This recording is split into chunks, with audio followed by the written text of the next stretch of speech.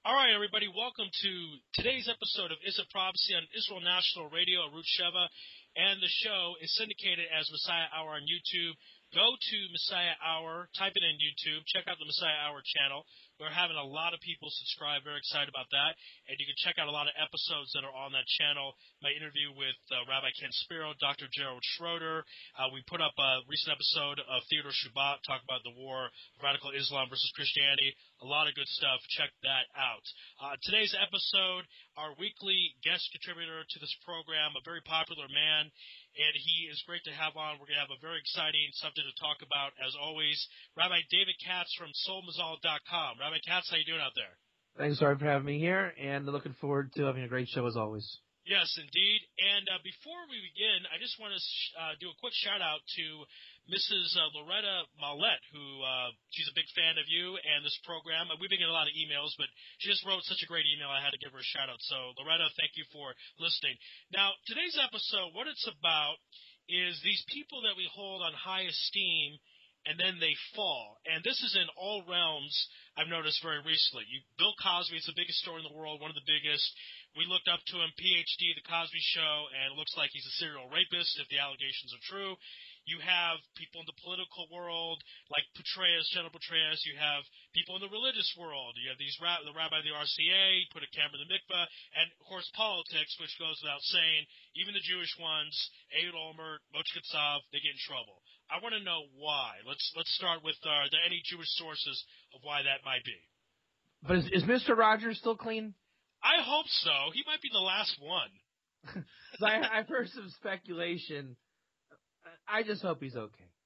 Wherever he is, and his soul has gone to, may he rest in peace. So someone told me that he was a former CIA guy, but I don't know about. That's what I'm saying. The allegations are out there, but let's just say the sweater's okay. I hope so. It's that's why I wanted you on. I wanted some solace, all this stuff. This stuff is very troublesome for me that all these people get in trouble. But is there a reason? Maybe there's a silver lining behind all this. Tell us what's going on. So you have to get comfortable. Right? In fact, let me back up one more step. Everyone that knows me knows I like to use wrestling kind of wisdom and analogies, right? And so one of my favorite quotes in a successful wrestling world is you have to be comfortable being uncomfortable, right? So that's like one of the secrets. You're in a headlock and you can't breathe. The guy that's comfortable there, he gets out and he wins. The guy that's uncomfortable gets pinned. So in Judaism and Torah, you have to get comfortable being uncomfortable. Meaning there are things that exist in Judaism, Israel, Torah, that are just uncomfortable, right? One of them is people sin. That is just the way it is, right? King Solomon says in Ecclesiastes, there's no man so holy that does not sin. And when you read King David in Psalms over and over, all he does is talk about, God, I sinned to you. And we take it as like, oh, he must have not davened with kavana today. That's not the sin he's talking about. He's talking about real deal sin. And we're going to get to the different types of sin. And also, a major thing, we're talking about Israel, and this year we're in the Shemitah year. And we think that Israel belongs to the Jewish people, and it's only Jewish, and we eat gefilte fish all day in Israel. Only. The fact is, the Torah has built in a non-Jewish principle. Right? There's no such thing as a land of Israel devoid of non-Jews. Again, read King David in Psalms, you'll see over and over again, he's talking to and with the nations. Now, why do we have that? For this year, in a particular, is the Shemitah, the 7th year, the land rests. You must sell land to a ger toshav, a non-resident non-Jew. And this is the way it goes. The Jewish people have converts in Gerim, which we're going to refer to as the fourth congregation, the fourth kahal. So there are things in Torah that are just flat out uncomfortable, right? It's not as entirely Jewish as you thought. We recognize, work with, appreciate, teach, are in association with all of mankind, all of humanity. We deal with the nations. We have the land has non-Jewish residency. All these things. With that said, the Jewish people have gone into exile for 2,000 years, We've gone into some good places. We've gone into some bad places. And with that, we've grown accustomed to some behaviors that are good and not good. And that's called, bottom line, we have some people that have sinned, right? Everyone's sinned. Sinning is part of the Torah's makeup. That's why you bring offerings to the temple, to atone for your sin. So the first thing we need to do is not say, hey, go ahead and sin. No, but be accustomed to the concept of sinning is part of the world. It happens. How do you fix it? How do you deal with it? How do you relate to it? How do you talk about it? How do you get comfortable being uncomfortable? And the thing is, though, let me go in a different, I wouldn't say different angle. When you talk about sinning, and I don't mean to disrespect the Torah, but if a guy ate a piece of pork, that's one thing. These people are doing sexual rape, god-awful things, the worst type of sins, the worst type of crimes. And, they themselves, these are great people in their little worlds. Bill Cosby, in my opinion, is more influential than a president if you look at all the stuff he's done. Can he do teshuvah if he was guilty of all these rape crimes? That's between him and Hashem. Ultimately, is he going to be forgiven or atoned for? That's between him and God. Ultimately, God loves His creation. God, inspires His creation. God deals with His creation.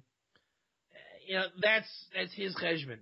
But I think what's more apropos to the discussion amongst men, right? There's mitzvahs between man and God, and mitzvahs between man to man. The question that we're going to introduce is, can you and me have a relationship with Him? Right? Is that repairable? Can we deal with Him as a man? Is He irreparable? And I'm not talking about, do you still like His brand? I'm saying, if you hang out with Him, what does that say about you? Forget the stigma, okay? And we're not talking stigma. I'm saying, can Ari Louis be a successful human being in divine service if his good buddy Bill Cosby is in his corner? Right? Can he do tshuva on that level? That's the question we have to ask. Right, because even you're saying between him and God, but his sin involved. That's why I use the pork analogy. Someone eats pork, they're sinning against God. Someone who rapes people is sinning against people and God. So I wouldn't want to be friends with Bill Cosby if it's true. But what could he do to try to get my friendship back? If we were friends, if he really was guilty of this. So that's what I'm saying. You're looking at it from a very comfortable point of view, right? I've done tshuva, he says. I love good moral behavior. You say, hey, Bill, come on over. Let's watch the Super Bowl. That's not the question. You're asking it from a point of view of comfort, but you don't want to get uncomfortable. See, no one does. Right. The question is, if he is in your corner as a friend, spiritually, is he limiting your light? Okay. It's a technical issue. Right? Because now, see, here's where the uncomfortable part comes in. Are you Beseder? Right? So, if you're hanging with him, what does that say about you? Now, I'm not suggesting that you have the same allegations as he does. Right. But I guarantee you, if you hang out with him, and if it's true, okay, like innocent until proven guilty or whatever, but let's say a rapist or whatever a person would do, and you're friends with a rapist. And intimately friends with them. You're hanging out. You're comrades and chums with some rapist. What does that say about you? Now, we're not saying you're a rapist, but what we're saying is he is called in Hebrew, in Kabbalistic terms, klippa. The translation is irrelevant, right? What a klippa is, and there's a lot of ways of defining it, it's an element of your life. When you were lesser than holy, right, the Baal Tshuva movement, you were in places probably that weren't so Beseder. You made a friend named Bill, and now you've done Tshuva, you moved to Israel, you're living it up, and you still got this friend named Bill. Right now, Bill comes out as a rapist. So why is Bill still in your life? What does he represent? Because he's drawing your energy. That's what klippa's called. It sucks the energy from holiness into the impurity. And it limits your ability to elevate basically creation, and send the light out to the world. So you're weaker, powerless, because you have klippa from a time before you did tshuva. So for you to move on into a holier realm, what is it that you are still fascinated by with this guy?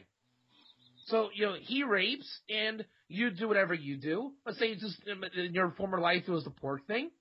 Right. But now you're watching the Super Bowl together. He claims to have done tshuva, you've done tshuva, but he's lo beseder. So what is it about your friendship that you need to elevate and move on and let go? Maybe he likes to make dirty jokes, right? Maybe he likes to be crass and crude in private. And that's just not cool for a guy with a radio show in Israel. Whatever it is. So that would be where you would have to work on the thing. I was saying, it's all relative. To what extent you're working on yourself. He's working on himself. What crime he did. And again, the crime can be between you and God, between you and man. The nature of sinning is a universal thing. It's part of life. No one's born perfect, dying perfect. Even Moses. So it really hits home and working on yourself when dealing with these types of issues. Now, I'm really glad you brought this up because this is a subject I've been interested in for a while because a lot of people will say, I know I'm friends with the guy, he's a little shady, but I'm not shady. The thing is, if you're friends with a shady person, there's a little bit of that person in you. That's just the way it is. You see it time and time again. So people have to be very careful who they hang out with. It's even in the beginning of davening, God, please protect me from an evil neighbor, an evil mishap, right, whether they're Jewish or not Jewish. My question is, since we're supposed to be lying to the nations, and if you look at the Kiruv movement, you're going to have people come in that could be doing all types of sins that have klipa on them. So Avraham Avinu, right, he had idol worshippers in his tent. So how do you draw the line where you're producing kedusha but not getting the klipa? You got to know your stuff. You have to be very strong in your moral behavior, right? You have to know where to keep the conversation, right? If you're a Baal Tshuva and you're bringing tshuva into the world, and you got the klippas coming in, I mean, in terms of what the negative aspect that these people are bringing in, not that they are klippa, right? But they represent a klippa. If was I not a klippa when I was in my 20s? I showed up at the shtibel to learn Torah. You better believe I was. I mean, I can think back to the things I was saying to the rabbis back then, because I didn't know what flew and what didn't. I had no regard of what was holy and what was not holy. So the way they treated me was, and this was a life lesson. They would say, David, when we come in on Mondays and Wednesdays to learn the Chumash, we're just keeping it a Chumash. It begins and ends with Chumash. And, we could talk freely within the Chumash, within the Bible. But, don't come in talking about, whatever shlosim I was talking about back then, my friends and this and, I had a non-Jewish roommate. And, does he really need to know that? Does he need to know what I mean, it wasn't like the horrible things I was doing, because I wasn't. But it just wasn't, it didn't go. So, yet we're still friends to this day. He kept it, holy and pure on his side. And what it does is it allows someone like me at that time to grow in a holy way. 1 hour a day, twice a week, I had holy time. A time where you don't think or talk about things that are just not holy. And then it grows. Then you get a nighttime learning partner, a chavrusa. Right? So now, like 3 days a week, you have an hour of holiness. And it's like a time not of klippa. You just don't acknowledge your own klippa. And it grows and grows. So you associate within those frameworks. I would imagine in Abraham's tent, you come to Abraham's tent, it's called non-klippa time. Leave the klippas out. Let's talk about, the part of your soul that knows God. Because everyone does know God. Even if it's just for an hour a day. You can conjure up an hour's worth of material. Again, that's so fascinating, because I was thinking, Rabbi Machlis, he's a great tzaddik, great man, his whole family's great. If anyone has not been to one of his meals, you got to go at least once. His experience, he has hundreds of people every week, Jews, non-Jews. And what he says to people is, please don't say anything that's offensive, and he says, ask people not to discuss politics. He says, share with me your Torah. He's like, I've done teaching now, share with me your Torah. So that certainly is one great method to go with. Again, this is a prophecy on Israel National Radio, Root Sheva, and the show is syndicated as the Messiah Hour on YouTube. Email me, messiahhour@gmail.com. Rabbi Katz, let's talk about the two types of sinning and how it refers to King David, and explain to the audience what that's all about. So, King David is a character I draw from a lot. And, when you hear me on the radio or my classes, you're going to hear a lot about King David. I focus a lot of my learning on the Psalms, very in-depth. And, I think the whole Torah is explained in his terms. And one of the biggest concepts I got from that project was learning about Chet and learning about Avon. Now, again, don't get bogged down in the Hebrew terminology. The wisdom inside the words is kind of irrelevant for this discussion. Let's identify which types of sin those are. Chet. Chet says, you know what I'm going to do today? Go get a nice big pork and cheese sandwich. That's right. All right. Okay. You know what you're doing. You got it in your mind. You set out to do it, and you did it. Done.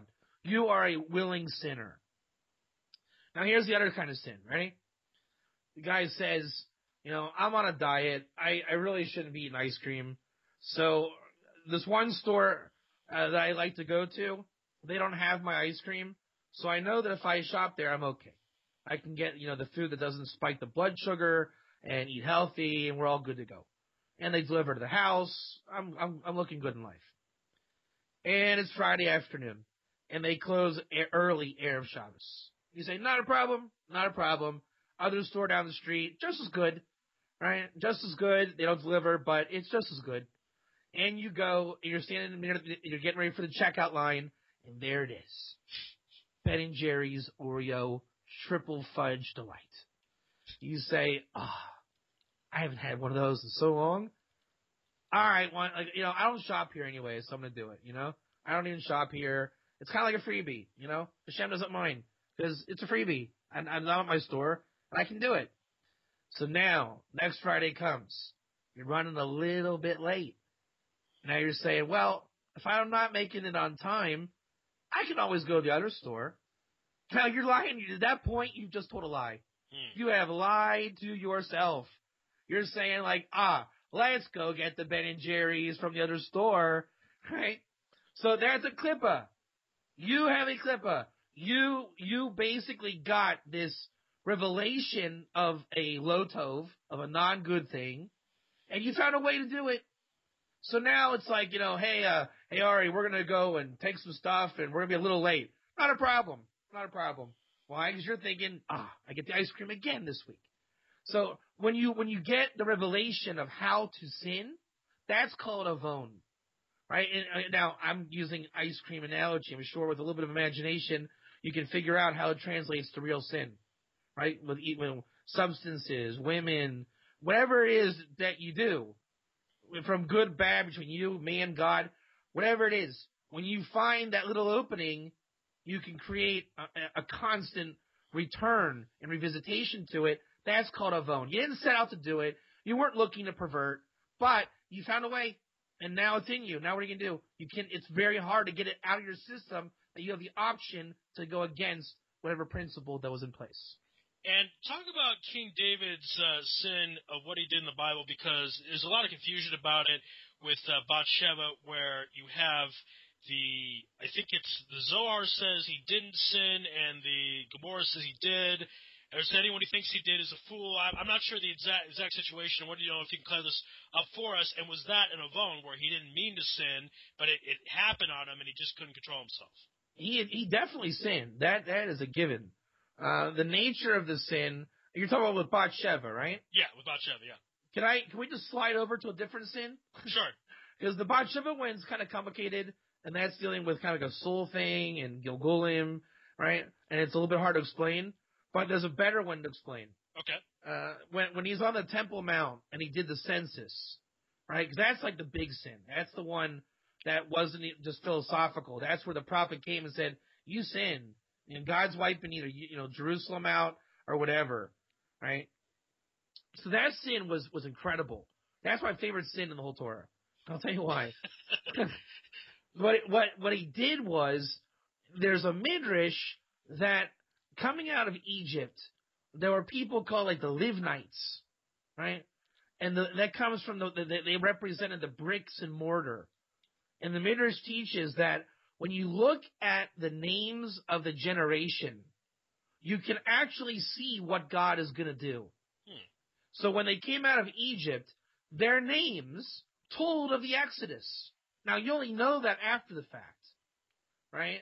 It comes out that their names were kind of a discourse and story of what happened with the Exodus. This is why names are a big deal. This is why the redemption is about names in the Vilna Gaon's work, the Kol HaTorah. This is why just naming in general, the prophetic quality of it, understanding your name, which is that's partly why my work is the way it is and my name work. There's a lot there. What King David tries to do is he's trying to secure the Temple Mount. And he's working with Aravna the Ger to get it done. And he figures, hey, I'm David. I'm practically the Messiah, right? God's promising me the kingship and all this stuff. Why can't I be the Messiah now? And it's very hard to do it for some reason. What if I look at all the names of the generation, take a census, just like Moses, when he did the census, he got the names of the people and essentially revealed the mazel of their names. Let's do it again. And then we'll know what God's going to do. If it's the redemption in this generation, we'll do it. And if not, then I know I can let go. It's not my time. So he takes a census to know, is this the redemption or not? Big no-no. What does the Torah say? Do not take a census. So he did. He got busted. He did tshuva. In the end, he got the Temple Mount because of it. But there it's a sin, a real sin, but we can understand, the depth of why a person may choose to actively sin against God. All right. This is part one of our episode with Rabbi David Katz of Somazal.com. You're listening to Is It Prophecy on Israel National Radio, and the show is syndicated as Messiah Hour on YouTube.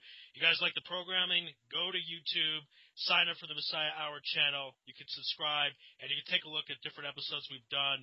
Again, Rabbi Yosef Mizrahi, Rabbi Eliezer Brody, Dr. Gerald Schroeder. A lot of great stuff is on there, so check it out. If you have any comments, questions, concerns, or complaints, it is a Jewish country, email me, messiahhour@gmail.com. We'll be happy to respond to you, and we appreciate any feedback you can give us. We'll take a break and have more with Rabbi David Katz on the other side. This is It Prophecy on IsraelNationalRadio.com.